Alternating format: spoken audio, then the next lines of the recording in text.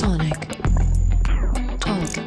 Hello everybody, welcome to Sonic Talk episode 598. Yeah, 2 away from 600. Gosh, all those episodes lost in time. Well, actually they're not lost in time. You can get them on iTunes or wherever it is that you get your iPods, your podcasts.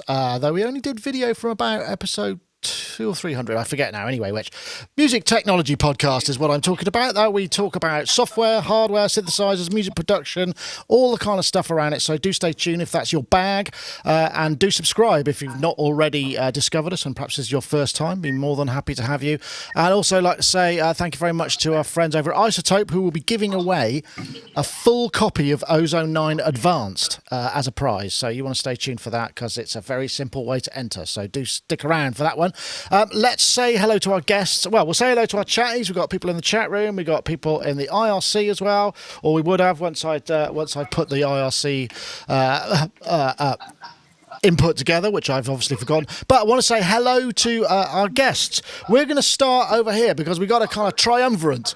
It looks a little bit like maybe I'm conducting a criminal investigation and they're under lights, and maybe if there was some kind of grid lines behind, but actually it's not. They're not in a police interview room. They're at ADC in London.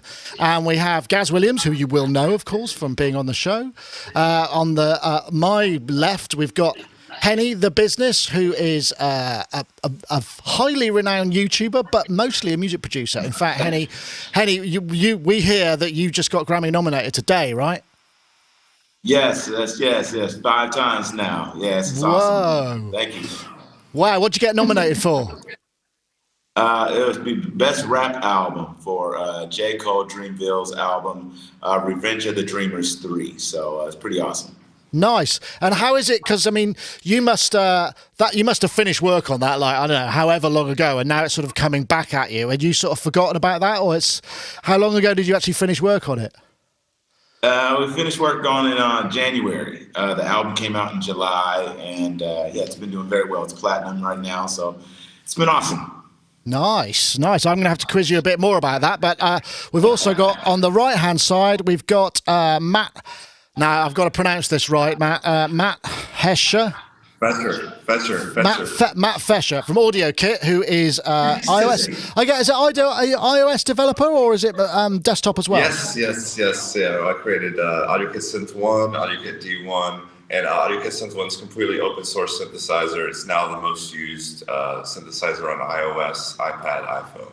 Wow, so we got app royalty in today. So these guys, zero Grammys. Yeah, but what can you? There must be an ADC. There must be a developer equivalent for that. I don't know what it is. Kudos. Yeah, something like that. So you guys are at ADC. I'll come back to you now, but in a moment. I'm just going to introduce Ty as well, because he's also here from the studio in the Cotswolds, where you may recognise him for such videos as, and I spotted this the other day actually, the Studio Logic Grand controller, which I was watching earlier, and also the Spitfire BBC Symphony Orchestra library, which Ty very kindly did with us. So you've come out the other side of your massive workload, right? So you've got a little bit of airtime. I'm taking a big chunk of time off. Woo! And you're choosing to spend it with us. Wow, what an honour. I'm choosing an hour to spend with you now, but that's all we can afford.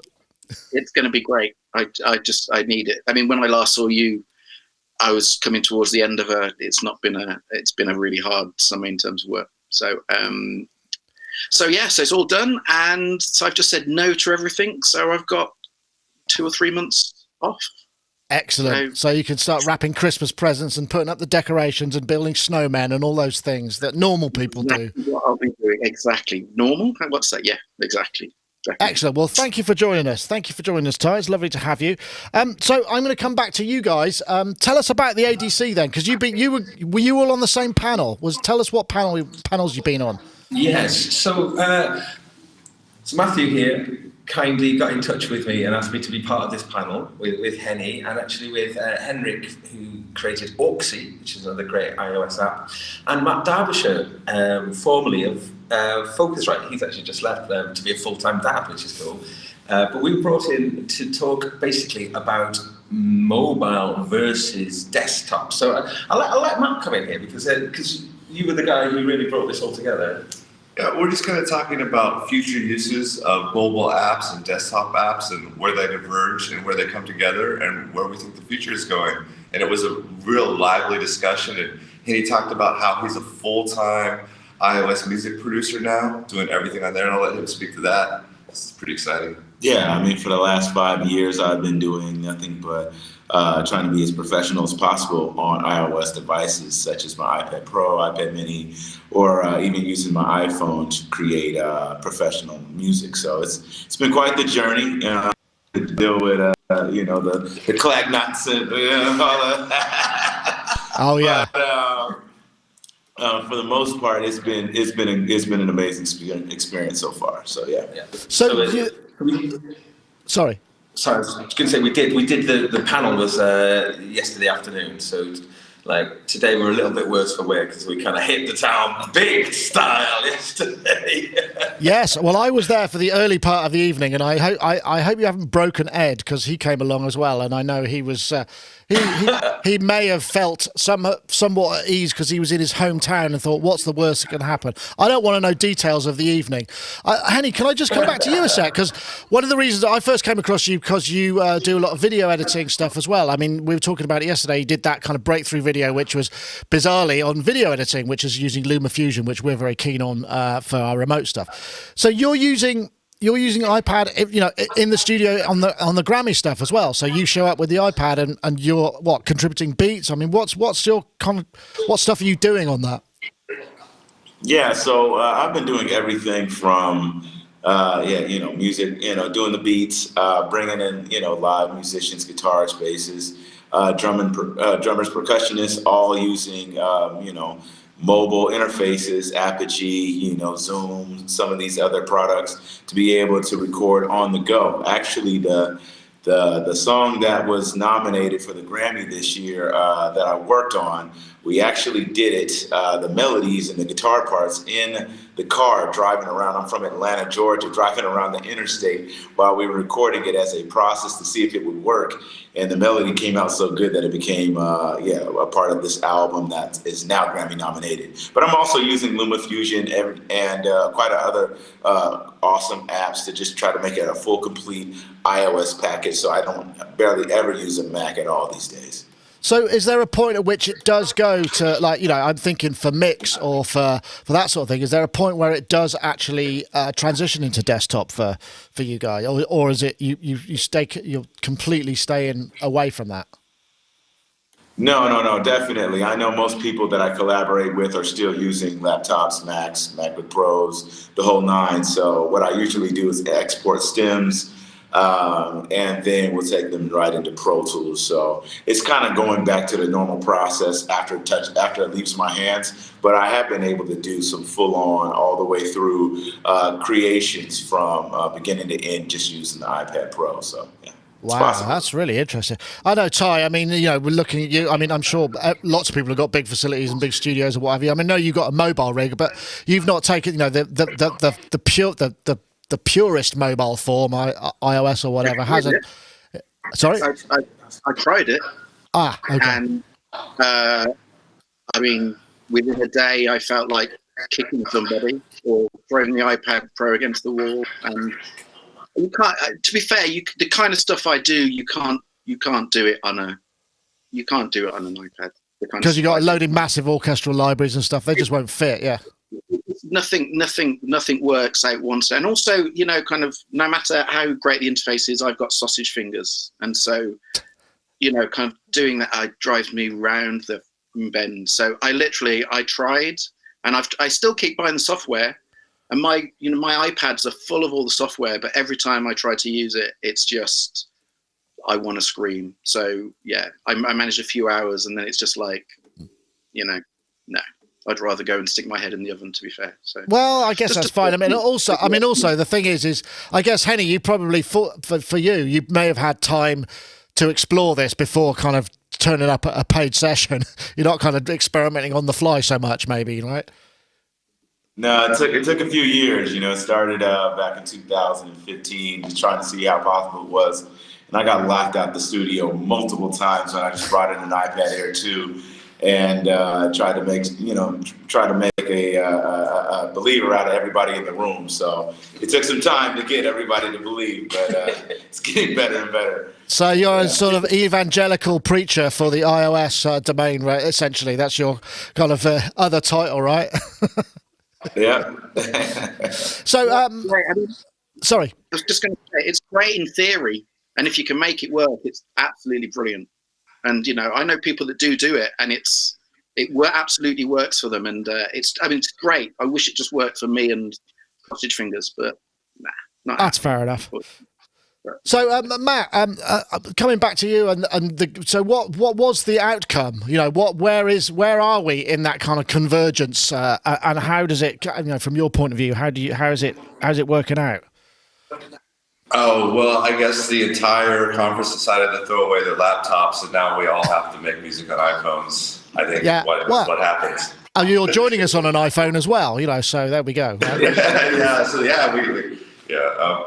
it was a spirited debate, and I think a lot of great new ideas came out of it, and I think the whole thing's going to be on YouTube, even with a cameo from yours truly. Right? Oh yeah, I fired in a question. What was my question? What do you have to do to make people abandon the desktop to come into iOS devices or handheld devices? I think I actually did speak to you guys last night at the excellent Blackfriars bar that we met in, and there was no conclusive answer to that particular question, right? Yeah, for the most part, all I was saying is that, when it comes to getting more people to switch over, you just gotta, there has to be, more news about it, more people being, doing successful projects with these devices, and the more they become successful, the more people are saying that it's possible. So, hopefully we can continue to get the word out as we do things in a professional manner. It's interesting, though, isn't it? Because in many ways, music technology has got to the point, for you, Ty, for me, we've all designed these kind of highly personalized workflows that present the path of least resistance from the idea to the finished product. When you're working on a cutting edge platform, you're constantly battling with, how am I going to do this? How am I going to do that? And I guess, Henny, you're, and I know, Gaz, you do the same thing. It depends how much of your time and your bandwidth you're prepared to devote to that side of it rather than just getting on with the actual job in hand, I suppose, right? You've got to be fairly obsessive about it, driven perhaps. Yeah. It's like a testament. You have to, I had to throw away pretty much the idea of saying, let me just try to make sure I can do both and use one as just a way to kind of tinker and then go back to my normal using Macs, using MacBooks, to fully create like I've been past 15, 20 years. You gotta, get into the mind state is, if this is possible, let me see it all the way through. And it can get frustrating, but as us guys over here as beta testers in the world of iOS musicianship, there's no better great feeling is when it starts to really work. So. Excellent. All right. Well, I'm being asked now to stop talking about this and get on with some synths, but we will come back to this. I try not to be influenced by the chat room too much, and I fully expect to go my own way. But let's start. I think this is going to work, but I just wanted to drop this in here. So Benge has just released. I don't know if you are all aware of Benge. Benge is a kind of really well-known synthesist. He did a whole bunch of stuff with John Fox, and he's got a beautiful, beautiful collection of synths. And what he's done is an album that is. Let's just get a play. I hope I've got it. An album that he made, essentially, it's like a study on the Moog 3C. He's lucky enough to have a fairly decent 3C system, which many people, I know Ty's got a 55, a remake, and Benge, I think, has got an original, like 1960s 3C, and he's built this series of tracks, like an EP, I guess, just using that and a couple of other things. And he said, I think some of the notes say that what he's done is, let me try the last one. Last one's got a little bit more melodic content, so it develops a bit more. Let me just fast forward that a bit.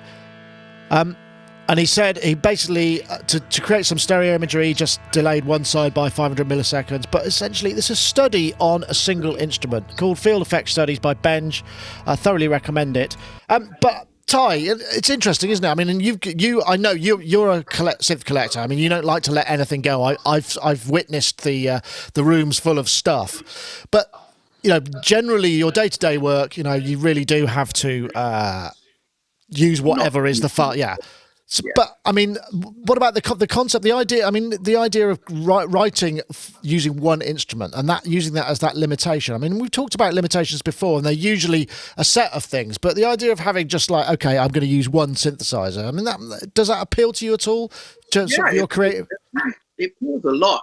For me, though, it would depend what the synth is, because when you're going to go for something like a 3C or sort of like my 55 or something big and juicy, then I think it's a great idea. I think the idea of working on one synth, and if nothing else, it means you absolutely have to know that synth like the back of your hand to get what you need out of it, and that in itself is I was going to say I wish I had the time to do that. Now I have no excuses. I do have the time to do that, but that's really valuable. Who's the guy that did it from the synth guy from Nine Inch Nails that did the whole thing on an MC202?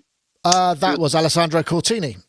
He did a whole album just on 202. I have to say that is a work of genius, because anyone that can get a 202 to sound anything other than and he made it absolutely sing. That's incredible. So, but the idea of just getting one synth and doing a whole album out of it, it's a great idea. It's a great idea. Okay, I have a question for you then. Which synth would it be? I mean, because it doesn't necessarily have to be one that you know. It could be one that you really want to get to know, because you would have to get to know it to do that, right? Schmidt.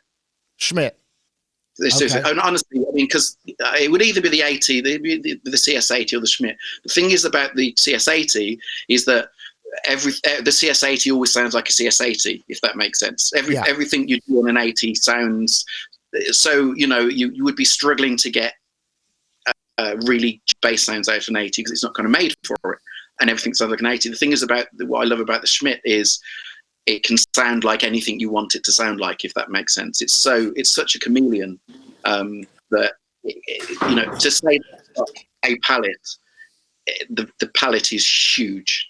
So it would, without even thinking, it would absolutely be the Schmidt. Right. So, well, that's good to know. Good to know. I appreciate that. So you chaps, I'm going to come. Henny, I know this. I mean, it could be an iOS instrument. I mean, you don't have to purely stick to the iOS world, but I mean, it's entirely up to you. But I mean, the concept. I mean, this album is actually it's not very, because it's modular. There's not a lot of melodic evolution, shall we say. It's more textural and soundscape, and it's really lovely, and the Moog sounds great, but he's not using these kind of really big, bold, Moogy sounds. But the concept of doing something on a single instrument, I mean, how does that appeal to you? I mean, you can't say it's an MPC either, because that's not fair, because that's samples.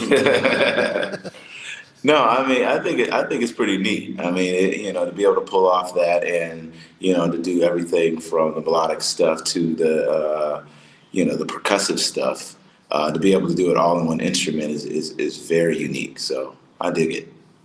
What would you go for? What would you do if you did it? What instrument?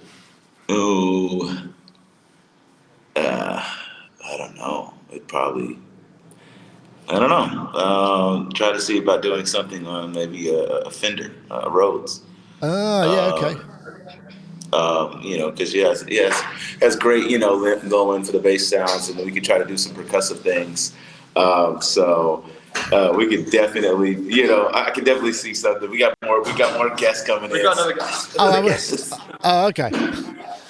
What I was going to say, Nick, Benge did that album before, didn't he? Where every song on the album was he was just a different synth. Right. Yeah.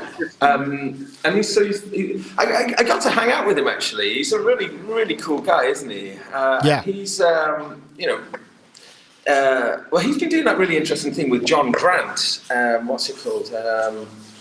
Maybe the chat room can help. With John Grant and the guy from Cabaret Voltaire as well. Oh, that was at Synthfest, wasn't it? That was the show they were doing. Creep Show. Yeah, that's right. Yeah, so he's a busy guy, Benge. Myself, though, I've been doing tracks entirely with the new stylophone at the moment, which is quite good fun.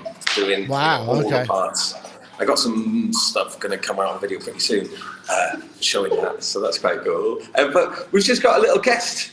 Oh, come on! Another There's guest. a special guest. Another guest coming in. Okay. Hang on, I'll duck out. Okay, who we got? I have no idea who we're going to get. Mr. Chris Randall from Audio Yes, sir. Damage. We spoke to you yesterday as well, Chris. yes. Lovely to have you aboard. How's the show been for you from a point of view? Been fulfilling and all of those good things? Yeah, it's actually quite good. I mean, a lot of these people that are here, I've been talking to for years or decades in some cases, and it's nice to put faces to names finally. Yeah, what's going on? Is that air conditioning? Pardon me? Was that air conditioning or aircraft? No, I think it was an airplane flying low over London or something. Helicopter Wow. or something. So, Chris, this was the question that we've just covered. That Benge has just released an album, mostly using the Moog 3C. So it's a study on that, essentially. And I wondered whether or not there was an instrument or a electronic or otherwise that you would think actually you could do something similar if you were in creative mode. What instrument would you choose to limit yourself to using to make A single instrument for a whole album? Yeah. I suppose you couldn't say like Kronos or something. Well, yeah, I guess you could, but It then doesn't count. yeah, but that would be that would defeat the concept, I suppose, a little bit. Yeah, of course. I could easily do an album with the Moog 1. That would be a piece of cake. Drums, it's not great. It's not great at percussion sounds, but Yeah. if I had to do like a full production, I would probably choose a simpler mono synth, like something that had everything that you would need. CS10 maybe. I don't know. Interesting. Yeah, I would take a simple mono synth that was still had a wide voicing range to so that I like you're going to use simpler to make poly sounds with the mono synth or whatever, then it should be a straightforward synth, and then do everything after the fact. Okay. And then, of course, if it's got something that's got plenty of width and girth and, it's got plenty of stuff in there that you can subtract. Yeah, exactly. But you don't want too much like a mini Moog because that just takes over. Then it's a mini Moog album. It's not a U album, Yeah, that's true. That is true. Then it's about the mini Moog. Well, I mean, that's the interesting thing about the Benge one because it doesn't sound very Moogy. Oh gosh, I said Moog right. Fantastic. That's got to be a first for a long time. It doesn't sound very Moogy or Mogy, depending on your point of view. It hasn't gone for the big, massive oscillators, dominating, which is quite interesting. It's a bit of a refreshing change. Anyway, if you want to check it out, listeners, it's called Field Effect Studies by Benge. It's on Bandcamp and it's 5 tracks, I believe, but some of them are quite long, so you do get a bunch of stuff. Released on November the 15th on Meme Songs. And in fact, I've started having a chat with Benge, and hopefully we'll get him on either this show or do a little interview of some description, which would be fun. Let's just take a quick break and have our iZotope moment. I think it's probably about the time. Building on a 17-year legacy in audio mastering, Ozone 9 brings balance to your mix with never-before-seen processing for low-end, real-time instrument separation, and lightning-fast workflows powered by machine learning. Expect lower CPU usage and shorter startup times with Ozone 9 compared to Ozone 8. Experience fluid metering in a fully resizable environment that lets you track the most subtle details of your audio. Use more plugins at once, mix while you master without worrying about slowdowns or dropouts. And immerse yourself in a smooth, modern experience designed to keep you in your creative flow. As you can see, Ozone 9 is the fastest way to get your master off the ground. Thank you so much for watching. Be sure to check out our other videos and head to iZotope.com to learn more about mixing and mastering and to download your free trial of Ozone 9. Indeed you can, and if you want to find out how to win a copy of Ozone 9 Advanced, then we got the details right here. So we're looking for the hashtag MatchEQ and the hashtag Ozone 9 to @Sonicstate and @iZotope Inc. It's a Twitter competition. We're looking for the hashtag MatchEQ and the hashtag Ozone9 to @Sonicstate and @iZotope Inc. We thank them very much for their sponsorship of the show. And we do have a winner from last week's show. So step forward, Mr. Jeffrey Derry, please, @Jeff with a J, _DERY. You entered and you were picked by the supercomputer picking algorithm that does its thing every week. So there we go. It's a bit like the one that they use for picking the lottery numbers, only way cheaper. Right, okay, so let's see what's next. Oh, well, okay, we got to get this. And it's really interesting to have a bit of Behringer news that's not a synth tease, because let's face it, most of them usually are. So let's... oh, no, actually, what am I talking about? That'll be next. Let's do this one. So this is Bitwig 3.1, which has just gone into beta. As they do, they start in beta and then they go, if you're a registered user with a current update plan, you can basically download it and start testing it. And a lot of it's about pitch, microtuning, sort of slightly wonky pitching, all kinds of stuff that is using pitch to modulate other things. Lots of new modules that along that line, and I won't play the whole video, but I've thought that this is kind of interesting because microtuning seems to be a thing that's happening a lot, but I'm not sure I could say what is it that is microtuning. Oh, hold on, we're getting just coming. Oh, what's that? This is one. It looks surprisingly familiar. Ah. Is that something that you're thinking that Bitwig may have taken some inspiration from, or that you've had some input into?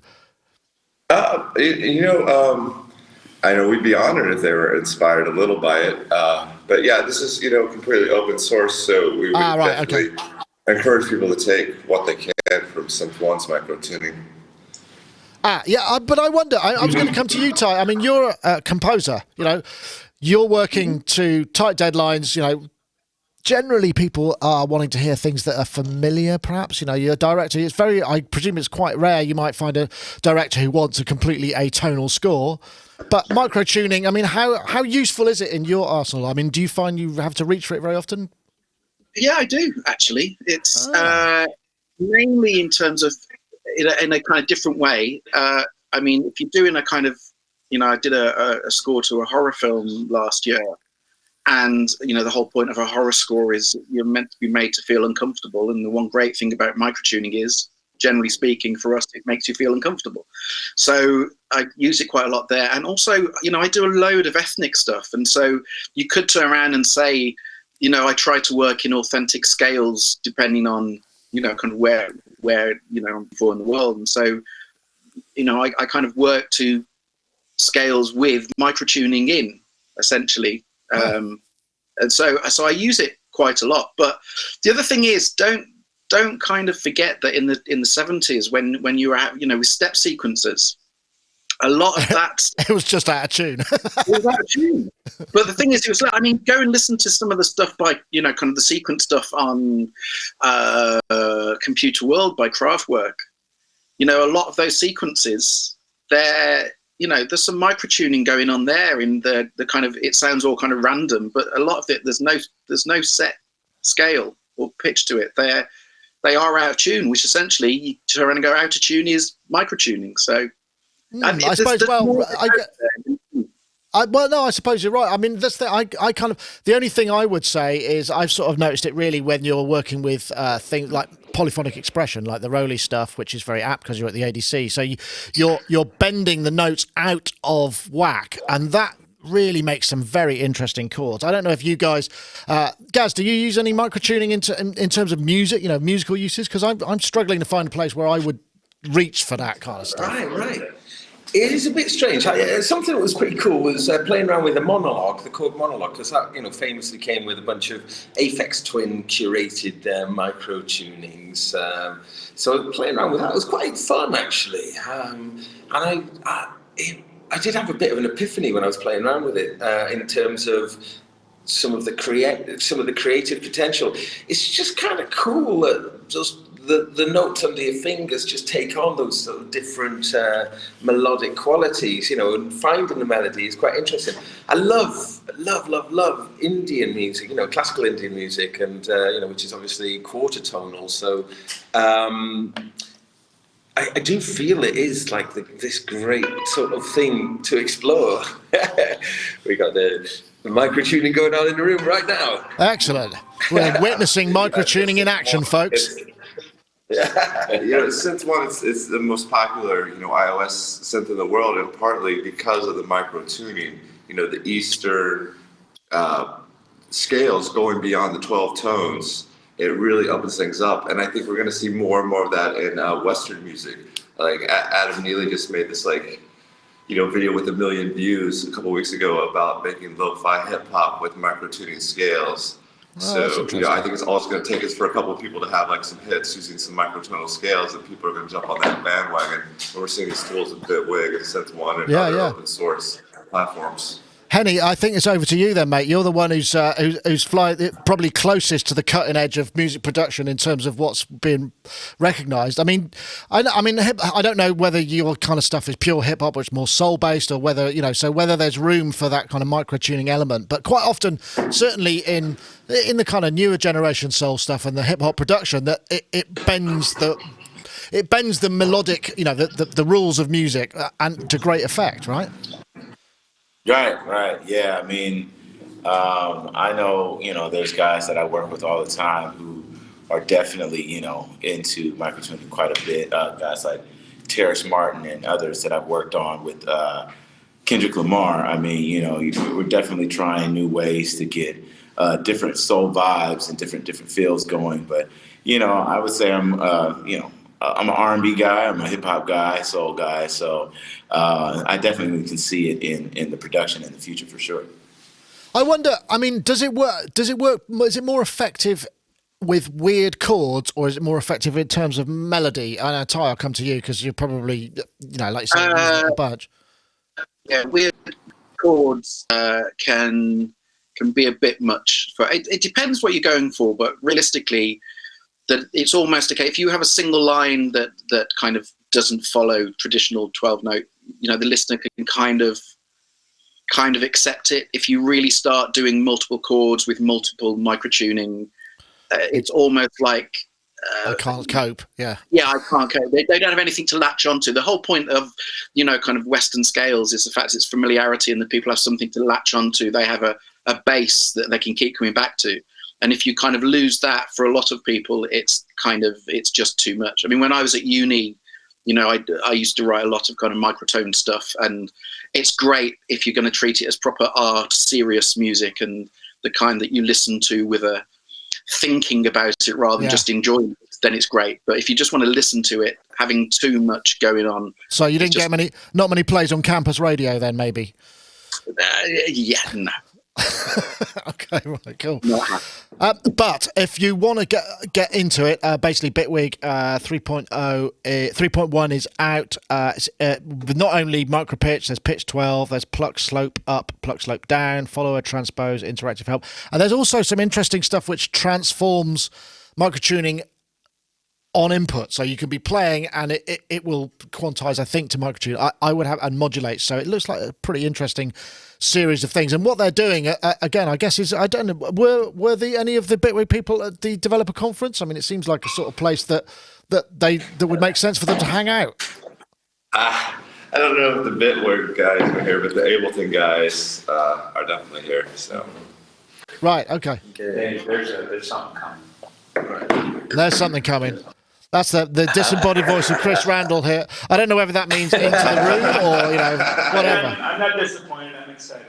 Okay. All right. Well, that sounds good. So yeah, we've done the bit. Right. And now I guess I can get on to the video that I was going to play, which again, I was saying it sort of makes a difference that we're playing something from Behringer that's not just another synth clone. So this is the Wing, which was trailed. Apparently this is a concept that's been working on for a long time. I don't know how much of that's true or how much of it's marketing, but essentially it seems the evolution of the X32, which I can totally vouch for. We at this desk, the sound of this Sonic's lab goes through the X32. It's a great facility. It was groundbreaking in terms of features for design and price. So this is the Wing, and what they've done with this, rather than they've worked on the control surface, so you don't get a lot of I/O, but you can add a lot of I/O as you need it, as you decide you want to use it. So it's got networking capabilities, 3 AES ports. It's also going to work with. It will also work with your existing stage boxes, which is actually quite a smart move. They didn't go to 96K, which is interesting, but you got 8 all of that kind of stuff, touchscreens and things. And it's for me anyway. It's it seems to be where Behringer are kind of are good. The good Behringer, which the one I appreciate more, which is new design, new breaking ground, and all of that kind of stuff. So, Ty, I know you've got the you've got the Yamaha. But I mean, no, I'm not. I mean, what I'm trying to say is, I'm not expecting you to have a pro Behringer epiphany moment. I'm just thinking in terms of the digital networked console. It's not an uncommon concept to use. So I mean, as more people can get hold of this stuff. No, I tell you what it reminds me of, because I had a big system like this back in the day. Do you remember the Roland VM 7000 series? Crikey, no, I'm going to have to do a quick search on that. Sounds big. The hay is blowing through the deserts and nobody remembers it. Okay, so back in the mid-90s, Roland did a VM 7200 was the main system. And essentially it was kind of modular in that you bought the fader and then all of the IOs were a separate box, and you could have up to two lots of faders, 2 lots of everything. So I had a 48 channel system with 48 faders, had built-in Roland effects, and the first time I saw this, there we go. That's the brain. The stage box. That's the brain. And I used it in the studio, and it was amazing. I mean, it was absolutely incredible, and that's kind of what this reminds me of. There's a lot of similarities, and I think the last Behringer mixer that I had was many, many, many years ago, and was a digital desk, and was awful. And was that the one I remember? What was that called? I remember that one. It was. I can't remember.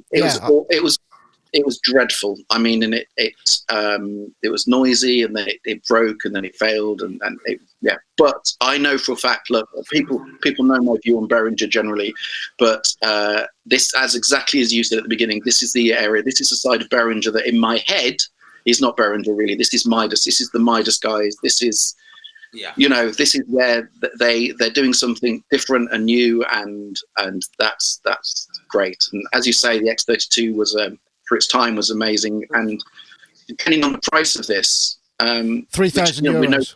3,000 euros. It's 2,999, I think, according to Toman. I did find a picture of it. Yeah, here it is. Okay. There it is. 299 euros. So I would like to just point out though, I'm pretty sure the X32 and this have come out of Germany, not out of. They've got Midas preamps, but I don't think the actual. So I think the X32 was designed and built by the German engineering team. I'm trying to remember the name of it. Okay. So yeah. Okay. Well. Oi! Somebody got a message. Well, in which case, move on. Fair enough. So I'm coming back to you guys. Behringer mixer. I mean, I love. You like the XR18. I've got the XR18. I like the X32. I think they're kind of gets quality stuff, or at least a great feature for price kind of scenario. And the Midas preamps, as we know, are great. So I'm just trying to think what this is. This has got 8 I/O balanced I/O. It's got the Auxis sends. It's got 48 stereo channels, which is kind of interesting. I think that the channels operate as stereo, which is kind of cool. It doesn't go to 96K. Also, you've got, I think, 64 channels of SD card recording, plus a 32 I/O USB card as standard, plus audio networking, which what would be great is if it had AVB, because then you could just plug it into a Mac and just, you'd be golden. But I don't think it has that as standard. Well, they've got their own. They've had their own standard for a while, though, haven't they? Their own one. No, they chose AES 50. It just wasn't the one that everybody else went for. So there are Dante options for this, and MIDI options, which you can. But yeah. Oh, I gotcha. But I mean, like, the X32 was, an absolute sort of milestone in mixing desk history, I suppose. Is it right that that's the best-selling live mixer now? Could be. I don't know. I mean, it depends who you ask. If you ask Behringer, I'd probably say yeah. But it's what's curious about this is obviously it's got a very distinct new look. Looks very different from previous models. Yeah. And obviously the name Wing as well. I wonder now if we're going to see, like with the X32, we saw the X32 essentially being turned into a whole load of other, spun into a whole load of other products. The compact, the producer, the X Air and various things. So I'm kind of interested to see if like the Wing, is going to be. Just, I take your point. It's interesting though, because what they've gone for here is all the capabilities on you've got a massive control surface with less I/O. So the starting point hasn't got that much I/O, but you can either plug it into existing I/O if you've got Behringer Stage boxes or MIDI or whatever it is. You can get those options. So it's the idea of shrinking. Maybe they'll do a smaller version. I don't know. I noticed everybody seems to have left your side. Has everybody? I've got. No, there we go. We're still here, just ducking out. Yeah. There we go. I tell you what, I'm curious about is you guys. That's a bit of a hump. So I mean, do you still, Chris? I mean, I don't know what your music production kind of background or skills are. Do you still have a console, and what console do you have? I gave up. I gave up a console years ago. My home studio is Dante, though, so I have several different interfaces depending on what I need. I've got a couple of the little Focusrite boxes for headphones around my house. I can just plug it right into the network, and I have 2 in, 2 out. I've got a couple of Yamaha Stage boxes for hooking up all my ridiculous nonsense. So it depends on what I need. I just move it around the house, and then I have a matrix on my main studio computer where I can just, I use the H9000 as kind of the hub of the whole thing, and I have 8 analog I/O in that, which my 500 rack plugs into. It's kind of a complicated system, but Dante makes it so I can just mix and match, whatever I might need for the context, and the rest can just go on the shelf. I'm not stuck with a monolithic control surface. Yeah, that's interesting. I know, Henny. I mean, I guess you're still using iOS stuff in your scenario. I mean, are you just going straight to a sound card, or have you got any kind of mixing surface or console or control that you use to mix, or are you doing it purely on screen, as it were? I mean, I have quite a few interfaces, and I also have a studio at the college that I teach at where we have an SSL 900. But I majorly use the Apogee products, the Duet, the Apogee One, the Apogee Jam, the Apogee Hype Mic. So I use a lot of very mobile products. I use the Zoom products, the H6, the U22. I have a few Roland or Yamaha mixers that can be plugged in directly to iPad. So whatever I need, I have. But it's usually very small, and everything is usually done on screen.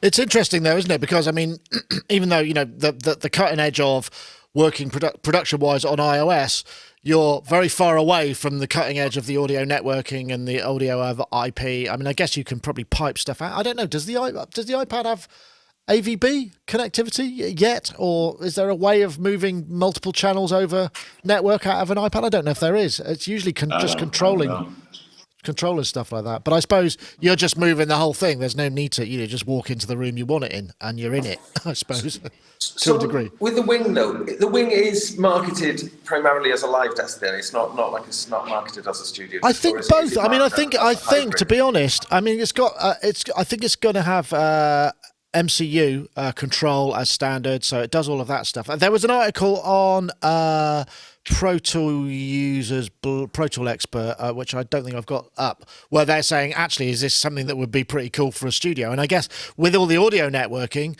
you could kind of see how that would be the case, because you could just plug in all your stage boxes and routing. I think it's got a 2-port audio networking USB hub in it as well, but it also got the 32 I/O over USB. I mean, I know that you and I both use the XR18 as a straight sound card, so you could use this as a straight sound card and just route, because it's got 28 internal buses. I can't remember what it's got. It's got 28 buses, so you can just ping it wherever you want. I'm pretty sure. As an audio interface, so it's still that 48K is its top. Yeah, they've stuck with that. Right.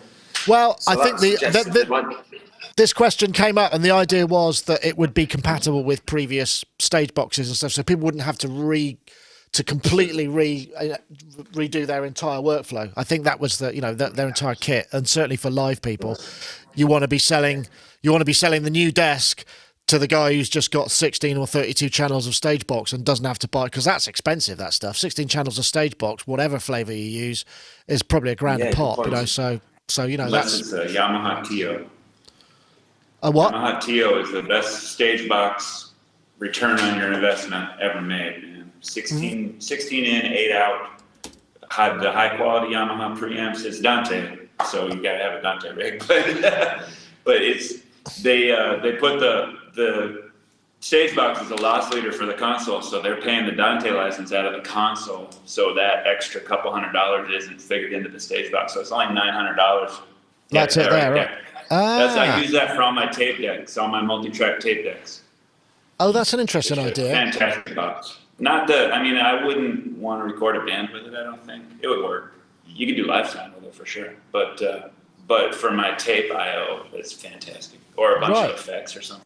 Top tip. That's a great idea. Yeah.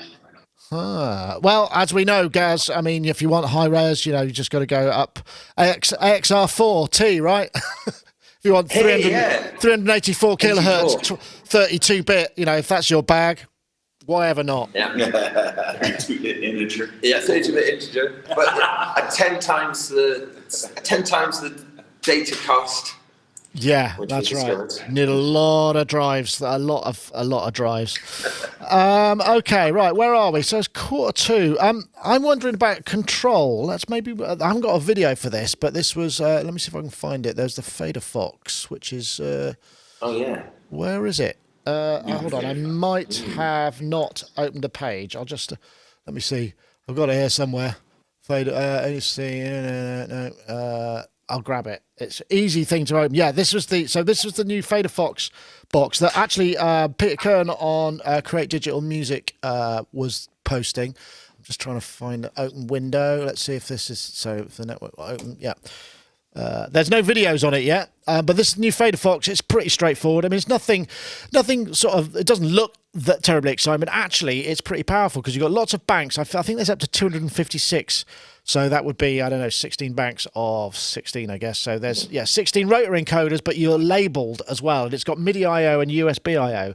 And it looks like a really, really cool box because you can recall all those configurations and they'll be labeled up. And then because they're rotaries, you're not getting into that, where's the knob? And that's the thing that really works very well. And it certainly works. That's the same kind of concept that works really, really well on the Hydrasynth is they're all rotaries. It's a shame we haven't got the ring around them, but I don't know if it shows the actual... no, it doesn't show the value, but maybe it does when you turn it. I mean, as there are no videos, I'm going to have to basically, So, Ty, I'll come to you again. Controller-wise, I mean, your desk is essentially, is an analog desk, but it's a controls. Are you using much in the way of actual controllers for controlling other things like that? Would this be something that would have a place in your studio? I've got loads of this kind of stuff. I used to use a lot of MIDI controllers. But now everything's kind of either in the desk or, I can access everything from one of the complete keyboards or the SL or, because I've got the controller for I can't remember what it's called for the SL. So, I mean, I think it's great. There was back in the day, I used to be a Kenton control freak, man.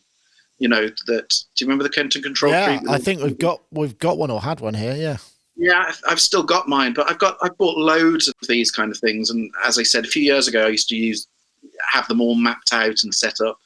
And now just less and less, really. They're all kind of integrated into the keyboard. Or as you say, the desk you can assign almost anything to anything on the desk. And so I don't really use it that much something like this that much. But I mean, if you haven't got a controller, I've said so many times, you can never have enough controllers ever.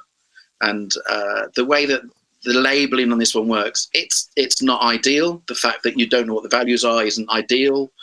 But again, for 299, I mean, there's a lot in there for 299. And it's compact, very compact. Which is really cool. So it looks great. It's not for me, but it looks. Years ago, 5-10 years ago, I would have absolutely jumped at this, but not now. They make Faderfox make a lot of specialized controllers. I don't know whether any of you guys working in control. Henny, I'm going to come back to you as well, because I know that, okay, so iOS stuff, it doesn't mean you wouldn't use MIDI controllers. I mean, what do you use to input keys, for instance? I mean, and does that have element controls? Do you have hardware controller stuff in your rig at all? Do I have hardware controllers in my rig? Yes, I have quite a few. I use CME X-Key products. So I have the X-Key Air, X-Key 37, and then I also use the Nectar Panorama 61. We have some other keyboards and stuff like that, but it's mostly keyboard things. I don't have a lot of pad controllers as much. I just use mostly keyboard stuff. And do you use, because we use MIDI Designer Pro here, which you can sort of build, whatever interface you want. I mean, do you create control? Do you have control applications that you use, or are you just basically just grabbing hold of the stuff that's available on the screen in the app itself? I don't have many controllers like that. No. Ah, okay. All right, cool. And Gaz, I know. I mean, we saw. I don't know if you saw Yoad's studio. I mean, his massive Neve studio with his 256 MIDI ports, and everything is mapped to these little Logic. What are they called? Environments, and the whole thing is running off a Behringer BCR of 2000. I mean, it's absolutely crazy, And this is it. This is built into the center section of his desk. But he's absolutely, what he likes about it is just to be able to. Everything is right there in his sweet listening spot. So, I mean, there is a play. It's just that sometimes it can take... I wonder whether it takes more time than it saves to set these things up. Well, yeah, but I mean, that screen is certainly going to help on this little Faderfox. But you remember a couple of weeks ago, we covered another very similar product, didn't we? That was in... I think it was on a Kickstarter or something, wasn't it? There was another small form controller that had... and that sort of had a slightly better interface, a better looking interface. I mean, what's great about Faderfox stuff typically is the really small footprint. They are very compact little units, aren't they? Yeah.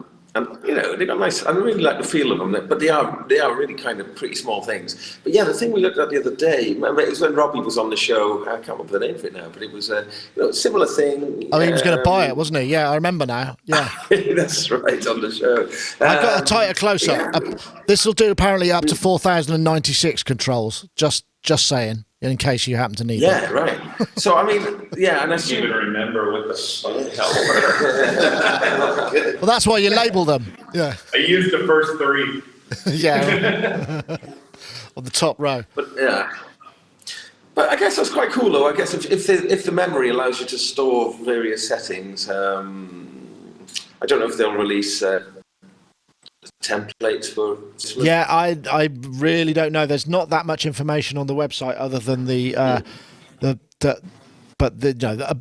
just the general thing. I don't know if there is an editor for it. It'll do NRPNs. It'll do a control change or pitch bend, 14-bit controllers. So you get all of that. You got 16 memories. So right, 16 memories. Okay. 16 times 4,096. So okay. That should do most people, I'd imagine, apart from Yoad possibly. Is there a price on it? Yeah, it's €299. So it's premium, but it's teeny tiny, and it's sort of thing that you chuck in your bag. You tend to see people using them in sort of small, compact Ableton Live setups where they're taking their computers. Yeah. And that. Incidentally, one of the reasons we were up in London yesterday was to see the new MacBook 16-inch MacBook Pro. So we got like a kind of look at that, and that was kind of cool. And one of the things that they did, and I know you guys were laughing at this, but they were very keen to show the integration with the iPad Pro stuff, where you get what's it called, Sidecar. where you can use, which, I mean, on the face of it, it's like, hey, look, there's another screen. That makes sense. Yeah, great. I don't know if it's done over Wi-Fi or Bluetooth. Wi-Fi, I hope, because it would have to be, there's a lot of data moving around. Because it was wired. It can be direct as well. Okay. Yeah, USB-C to USB-C. Okay. But one thing that they did do, which I thought was kind of cool, was, you can basically move a plugin or an interface onto the window and then use the multiple touch to control all of that stuff. So it's a sort of a sideway, a backdoor way into multi-touch on an Apple desktop device, which I thought was kind of interesting. And it is the sound of it was awesome and the power was amazing and all of those things. But it was. And they brought the escape key back. The escape keys come back. Numpties for taking it in the first place. Yeah, well, they played us this swanky video. I mean, it wasn't really an interactive experience. They kind of presented at us, and we had about time for a question. But there was a bit where they were talking to a developer, and she said, "And I've got the escape key back," which obviously is Chris. I'm sure your guys will be delighted at the fact that there's an escape key back on the latest Macs when you upgrade all your stuff, right? Oh, yeah. Nothing I love more than adding to my stack of Macs, man. well, actually, one thing they did say was the MacBook Pro was the 15 is the best-selling Mac product that they make. I have two, so I'm part of that, I guess. Yeah, I've got 3 in this room, and I've had ones before that. So I've got 3 generations of MacBook in this room, which mine, fortunately, have never fallen apart. The one before this, I had that thing where they had the graphics card used to get really hot and it would melt and then your screen wouldn't work anymore. And the only way they could fix it was they'd send it back and they'd reflow the solder. And if that fixed it, then great. Otherwise, new motherboard. And that's one thing I have to say. There's a really good article again on Pro Tools Expert about the whole kind of desirability, the recyclability, and how they these ridiculously cheap chips that can brick your machine. That I had the battery blow problem on one of my 2015s. It bent the unibody, and then when they did the recall, I sent it in, and they sent me, it had the same screen, but otherwise everything else was new. Okay. So they might as well just send. So I basically just got a brand new 2015. That's cool. I know, Ty. I mean, your mobile rig, Ty. I'd imagine. I don't know what your current MacBook is, but I mean, it's going to be pretty integral to when you are working your writing system when you're going to be moving around. I guess you've looked. One of these. I've just ordered one of these new 16 inches, and then my rig at the moment is based on whatever the latest, the one before 15 inches. And I'm like you, they're sitting around doing stuff. But the new 16 inch, they look fantastic. So that kind of, looking forward to that arriving when it arrives. 8 terabyte SSD. You could put an 8 terabyte SSD in it, which is. I didn't put 8 in. I put 4 in.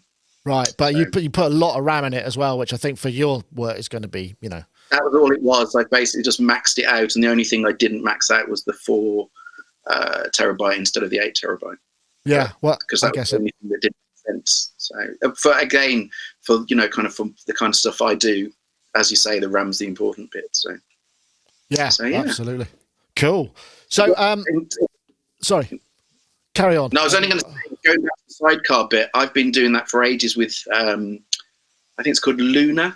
There's been it was a Kickstarter thing a couple of years ago where it's like a little USB-C thing that goes on the side and then links to another screen. And it's amazing because it's exactly just like you've got 2 screens using an iPad Pro or another MacBook, and it completely integrates the 2 of them visually. It's called Luna, I think. So I've had that kind of thing for ages, and it really makes a difference. So I know. We should probably do that here, KVR. I mean, the other thing that we went up to, we saw the YouTube building. A guy called Darren, who's one of the chief engineer, audio guy up there. He took us for a tour, the one at the YouTube Creator Center. We went into the basement and saw the kind of the server rooms and all that stuff, and the whole building, all the stuff there's a KVR down there that basically lets you connect to any single computer. So because everything's networked and in the basement, and it's all kind of fired over fiber and Cat5 and stuff. And it was just really cool to be able to kind of, because obviously you run upstairs, you're going, oh yeah, I need to change that. Oh, I think something needs patching in the basement. You go to the basement and you need to know what's on the screen so you can get to it. I mean, that is a cutting edge facility, man. I've never seen anything like it. It was absolutely awesome. But yeah, that was one of the reasons we were up there yesterday. I was curious about Sidecar, and I wonder if anyone in the chat room can actually find this out, or if they know whether you can run, like, say, a Mac Mini or a Mac Pro headless, without any, and only use an iOS screen. I remember there was, because we had headless Mac Minis here, but you had to have some sort of head plugged in, but which in this case, before we went to our new system, they were coming into HDMI inputs in our Vision Mixer, so that there was a way to access them. I don't know that whether, I mean, obviously the big deal is with the 16-inch MacBook is it's going to be running Catalina, which, as we know, has had problems, and there will undoubtedly be some of the software that you use every day may not actually make it across because either the developer's no longer developing, or they haven't caught up or whatever. And that's a risk, and I think that's probably one of the reasons we got invited to go to Apple, because they really want to help us spread the word that it's a cool machine and sell them, because people are going to be holding off. I mean, I'd hold off. I don't know whether that was was that part of your buying decision? No, I mean, because I know it's not. I know there are going to be issues. I know there's going to be problems. It's just kind of accept. It's just the way it is, unfortunately. It's with that. That's almost going to be my test bed, because I've got this time off. It means that there's not going to be any urgent deadlines done on that. So you can figure it out. So that I'd be able to try it out. I mean, but I'm still running my main systems. I'm still running 10 point. I don't know what it is, 12. I think I'm still running Sierra or whatever. Yeah. And that's going nowhere near bloody Catalina until that's sorted. So it's almost this is just a nice one for me to stick it on, and it'll already be on, and kind of test the waters with it, really. Well, they said they were going to send us down to test, which is horrible, because obviously I'm going to have to send it back because there's no way I can afford a new one. But so we'll probably have one for 30 days. I might chuck a few things on it and just see what the issues are and how it is to work. Just give a kind of rough overview of it, and then we'll be standing at the doorway waving with a handkerchief, tearful farewell when it's got to leave. Just want to know if it'll work with sort of the older USB 2 audio interfaces as well. Whether that's still going to be problematic. I don't know. I mean, I did ask them actually specifically about that, and they said they've been working their way through. Every time they update the firmware and update DOS, they're kind of crossing more of the ones that don't work off the list. So that's what they said. Just a quickie, Nick. You mentioned about YouTube. There is quite big news for creators about YouTube now. YouTube has now adopted the -14 LUFS standard. Yes. Which is a major deal now, just in terms of having some sort of standardized approach to mastering for YouTube. So I probably need to find out about that and figure out what we need to do, because I have no idea what this podcast goes out to. It goes out sort of as loud as possible.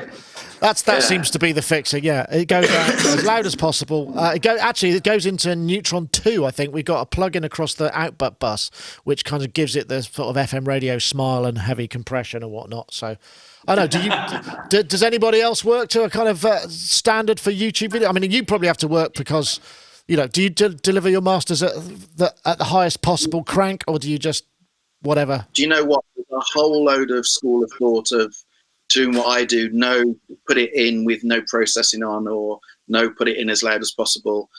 I don't really know what I do, to be fair. I honestly don't know kind of how I deliver. I go through I stick some iZotope stuff on it. I stick Ozone on it at the end, and depending on the track.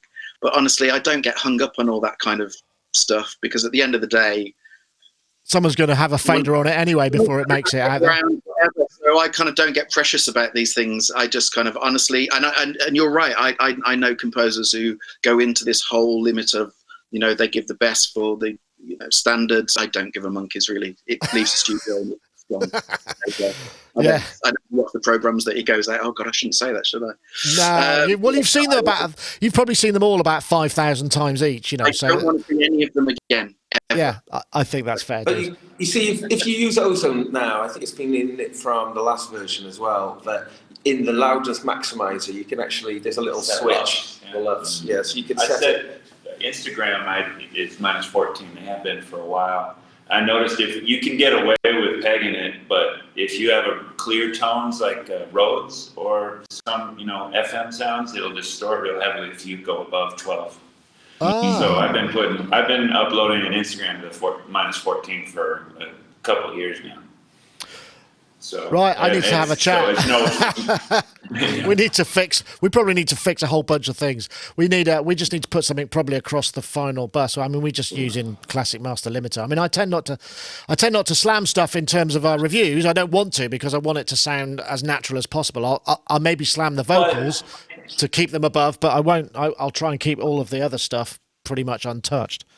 But that's just because I have to. Yeah, I think YouTube is tuned for talking, so I think as long as it's just talking like this for the most part, you can slam it and it's fine. But if you're putting up music that you want to sound good, and YouTube as an audio delivery mechanism is super popular, so I would think that just switching Ozone to LUFS and putting it up no higher than -12, you're going to get the best results. Right, that's well worth knowing. That's my opinion. Well, guys, I think we're probably fairly close to the end of the show. Gaz, you sound like you have something to add. I just want to say about something funny that happened on the first day here at the ADC 19 here in the Mermaid in London. There was a quiz on the first night. And you won, right? All right, so we had a good team. We could have brought it home. He's not going to tell the story right. So we had a 6-person team, and they were very good. And then one of them left. Hey, I was stolen. I was kidnapped. Yeah, one of them left the team, and that team that he left to won because of his help. And they all got fat. He wouldn't tell them. Now tell them the rest of the story. Go. After that team won, tell them. I was kidnapped. I was kidnapped against my wishes, I do have to say. But then I thought, well, it's okay, because we won't win. But then we did. We won. And everyone won synthesizers. I won a Mini Brew 2. Wow. Okay. I know, right? And then I had to go back to this lot, all going, Tracer! Yeah, I can imagine. We'll have to do a quiz. I think we need to get some kind of a quiz thing going on for a Sonic State. Maybe we could do a quiz, a Sonic Talk quiz. I think that would be kind of fun. Oh, that'd be amazing. I don't know if there's any prizes or not, but we could maybe figure out a way to get. This can be Christmas episode. A quiz, Sonicstate. that sounds like a great idea. Maybe we could get some prizes or something together. That sounds like a good idea. I like the sound of that. Idea. Okay, well, folks, thank you so much for joining us. I should point out next week we have Tori Letzler on, who is you might have seen her. We did an interview with her from Japan. She's an LA-based composer and singer. She does some great stuff, so she'll be on, and whoever else is on as well.